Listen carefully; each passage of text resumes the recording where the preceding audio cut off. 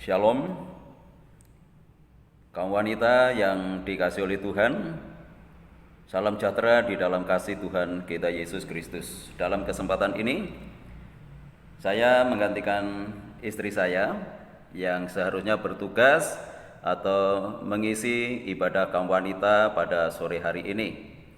Namun oleh karena sesuatu hal sehingga tidak dapat melayani kaum wanita pada sore hari ini. Nah, untuk itu oleh karena kemurahan Tuhan, saya dapat menggantikan pada kesempatan sore hari ini. Ya, terpujilah nama daripada Tuhan, dan tema kita dalam kesempatan ini yaitu wanita yang bijaksana. Ini tidak hanya ditujukan kepada ibu-ibu, tetapi kepada seluruh kaum wanita. Dan harapan Tuhan dalam kehidupan wanita menjadi wanita yang bijaksana. Terpujilah nama Tuhan. Mari kita buka di dalam 1 Samuel pasal 25 ayat yang kedua dan ayat yang ketiga. Demikian firman Tuhan. Ketika itu ada seorang laki-laki di Maon yang mempunyai perusahaan di Karmel. Orang itu sangat kaya, ia mempunyai 3.000 ekor domba dan 1.000 ekor kambing. Ia ada di Karmel pada pengguntingan bulu domba-dombanya. Nama orang itu Nabal dan nama istrinya Abigail. Perempuan itu bijak dan cantik, tetapi laki-laki itu kasar dan jahat kelakuannya. Ia seorang keturunan Kaleb. Terpujilah nama daripada Tuhan. Lewat pembacaan ini kita bisa belajar dari keluarga yang dibangun oleh Nabal dan sangat bertolak belakang kepribadiannya antara suami dengan istrinya ini, yaitu Nabal. Dia adalah seorang yang kasar, seorang laki-laki yang kasar dan jahat kelakuannya.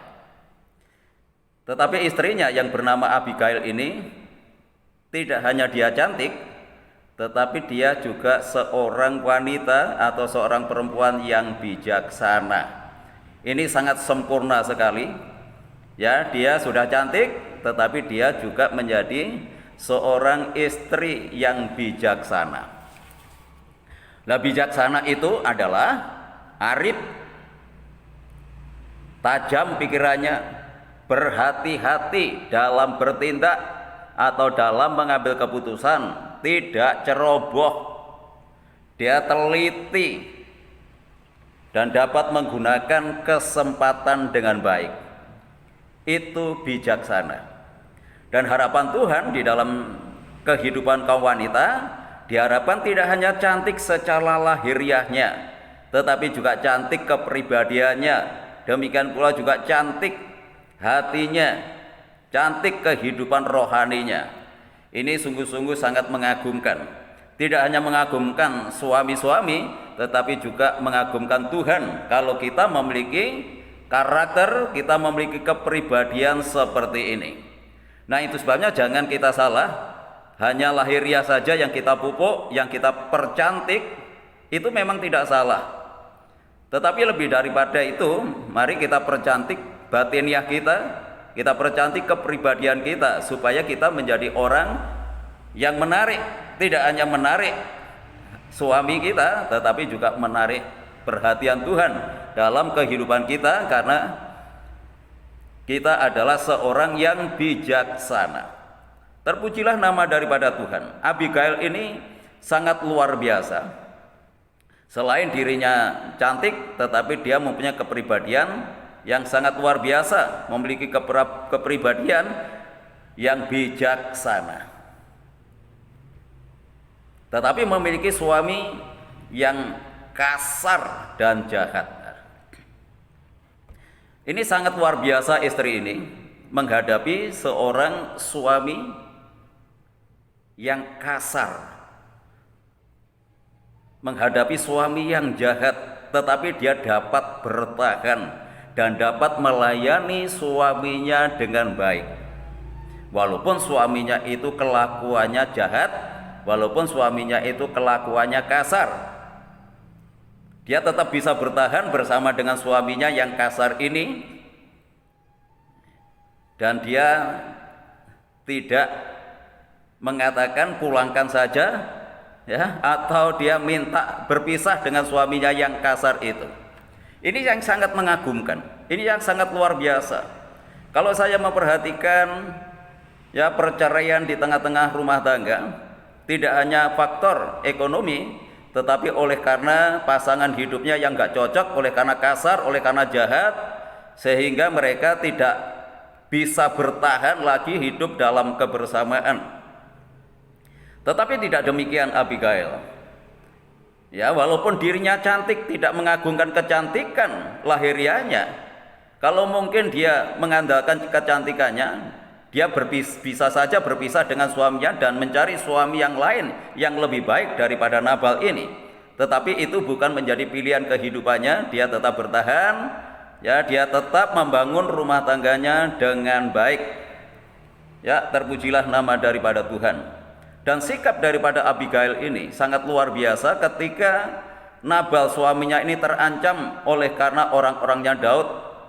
Mengapa demikian? Dalam suatu peristiwa ketika Nabal ini mengadakan pengguntingan bulu domba-dombanya, dan tentara-tentaranya Daud ini menjaganya dengan baik dan tidak mengganggunya. Dia hanya minta kepada Nabal ini, minta roti kepada Nabal, ya, dan wajar kalau ini dia lakukan karena dia sudah menjaga, ya, kambing dombanya yang ada di padang dan tidak mengganggunya. Tetapi Nabal itu walaupun dia kaya, tetapi dia itu juga seorang yang pelit, sehingga dia tidak memperhatikan, tidak mengindahkan apa yang diminta oleh tentara-tentara Daud ini, sehingga Daud menjadi marah dan Nabal akan dihabisi.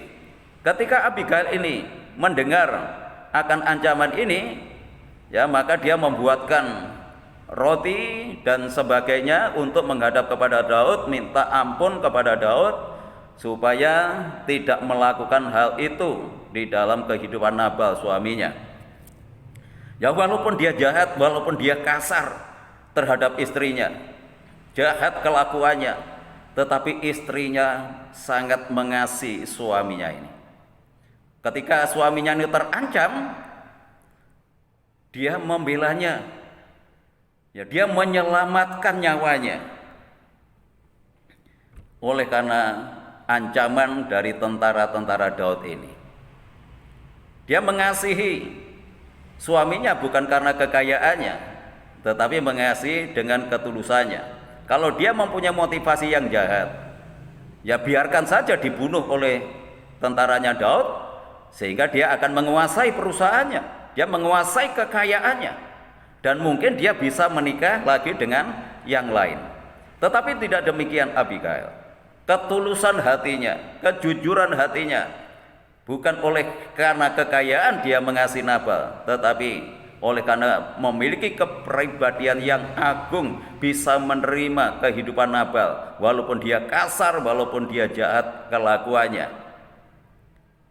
dan dibuktikan bahwa dia bisa menyelamatkan nyawa Nabal ini. Ini adalah sikap orang yang bijaksana. Jadi orang yang bijaksana itu adalah orang yang bisa memahami, bisa mengerti akan kondisi, akan situasi yang ada di dalam kehidupannya.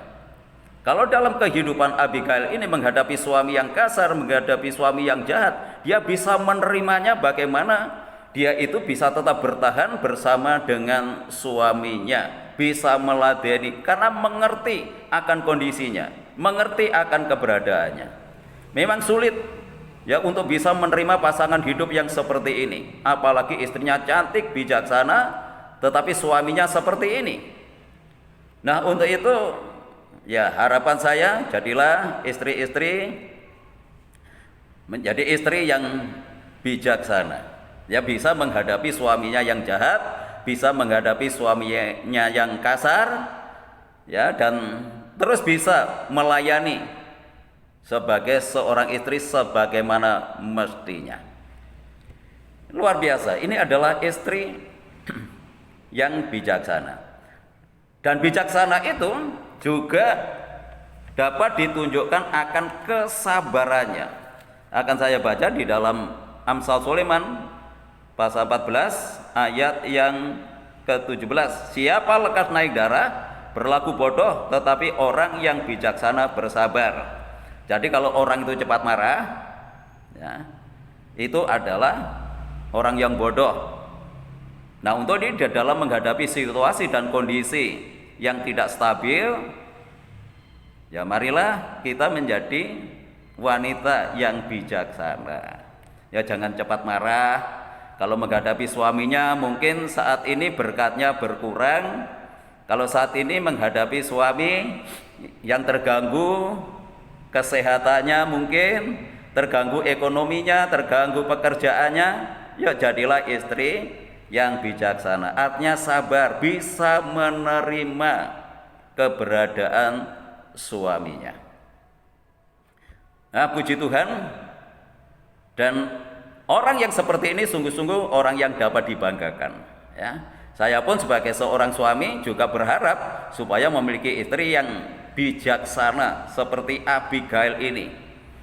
Ya, walaupun mungkin yang kita lakukan kasar, ya menjadi suami yang kasar, ya suami yang jahat, ya tapi kita bersyukur kalau istri kita masih bertahan dengan kita sampai hari ini. Nah, untuk itu ya jangan kita seperti Nabal yang kasar. Yuk kita yang sudah mengenal kepada Tuhan, kita menjadi suami-suami yang bisa memahami dan mengerti perasaan istri-istri kita. Demikian pula harapan saya sebagai seorang suami juga berharap supaya istri saya juga menjadi istri yang bijaksana, yang sabar, ya, yang bisa mengatur segala sesuatunya. Inilah kebenaran firman Tuhan yang dapat saya sampaikan dalam kesempatan sore hari ini. Mari kita satukan hati kita bersama seluruh kaum wanita untuk datang kepada Tuhan. Mari kita nyatakan setiap pergumulan hidup kita kepada Tuhan. Percayalah bahwa Tuhan tidak akan mengecewakan kita dan Tuhan adalah jawaban dalam setiap pergumulan kita. Tuhan Yesus memberkati.